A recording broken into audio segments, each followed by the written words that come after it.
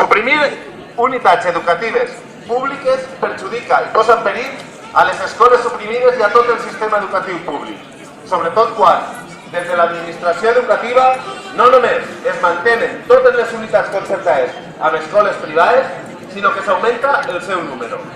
No té sentit, és absurd i va contra tota lògica concertar i renovar concerts en diners públics amb escoles concertades privades mentre se retallen unitats públiques. Primer és la pública. La supressió d'unitats escolars a la ciutat de Castelló no és l'única mesura que amenaça l'educació pública. Des de fa anys, les retallades econòmiques, amb l'excusa de la crisi i d'una gestió econòmica més eficaç i raonable, han estat habituals i afecten al manteniment i neteja dels centres, a la retribució dels mestres, a les beques de menjador, llibres i transports i a la substitució de les baixes de personal docent. L'augment d'un 20% de la ràtio, de 25 a 30 alumnes per aula, amb la reducció en l'atenció personalitzada dels xiquets, és una conseqüència més de les retallades.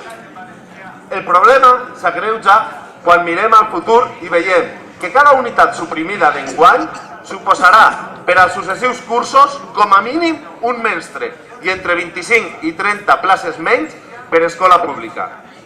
Si aquestes unitats no es recuperen, d'ací 9 anys, a les 5 escoles públiques suprimides de Castelló hi haurà 50 mestres menys i 45 aules buides, 1.350 pupitres buits i 1.350 xiquets i xiquetes de Castelló que no podran triar una escola pública i en valencià. Això implicarà, abans pot ser, el tancament d'algunes escoles.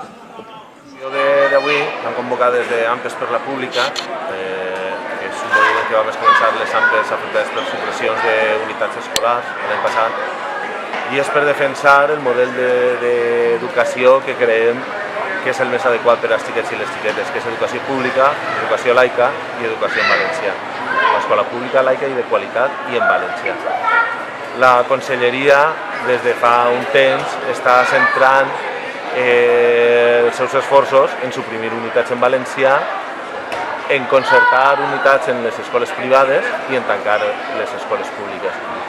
Nosaltres pensem que l'única escola que és realment igualitària, que tracta a tota la gent per igual, xiquets, xiquetes, don igual de la classe social que siguin i de quin sigui el seu origen, és l'escola pública. I defensem que l'escola sigui en valencià perquè és l'única manera de que se deprenguen les dues llengües que són oficials al País Valencià, que és el valencià i el castellà.